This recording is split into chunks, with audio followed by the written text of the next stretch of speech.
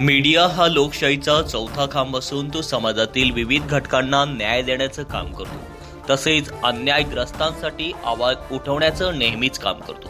प्रसार माध्यमांवर काही क्षुल्लक कारणावरून बंदी घालून अभिव्यक्ती स्वातंत्र्य हिरावून घेण्याचा प्रयत्न केंद्र सरकारच्या वतीने करण्यात येत आहे।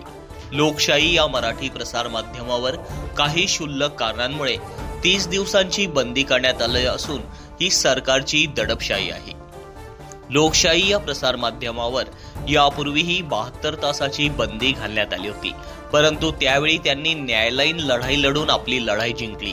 आता 30 दिवसाच्या बंदीसाठी लायसन्स या कागदपत्राच्या पूर्ततेचं कारण दाखवत 30 दिवसाची बंदी करण्यात आली आहे। सत्याच्या बाजूने बातम्या दाखवणारे लोकशाही प्रसार माध्यमाची बंदी तात्काळ उठवून दूर करावी व प्रक्षेपण करण्यास अनुमती द्यावी, अशा आशयाचं निवेदन साक्री तालुका जन ग्रामीण पत्रकार संघाच्या वतीने साक्रीचे तहसीलदार साहेबराव सोनवणे यांना देण्यात आलं। यावेळी जनगामी पत्रकार संघाचे धुळे जिल्हा सल्लागार बापूसाहेब जीटी मोहिते, जिल्हा संघटक विद्यानंद पाटील, सतीश पेंढारकर, तालुकाध्यक्ष प्रकाश वाघ, जितेंद्र जगदाळे, खंडेराव पवार, सचिन सोनवणे, हरीश मंडलिक, कल्पेश मिस्त्री, अखिल शाह, संगपाल मोरे, ज्ञानेश्वर शिवदे, तुषार ढोले यासह सर्व पत्रकार बांधव उपस्थित होते।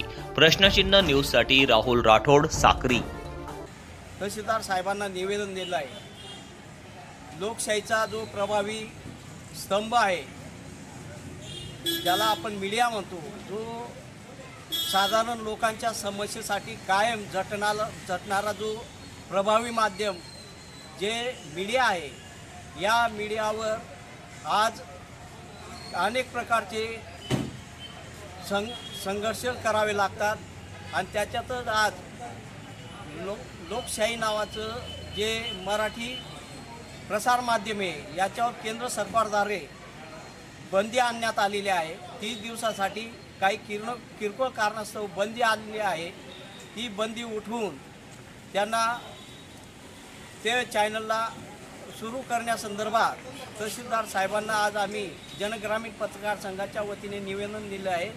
तरी आमच्या मागण्या मंजूर कराव्यात यासाठी आम्ही शासनाला विनंती केलेली आहे। धन्यवाद।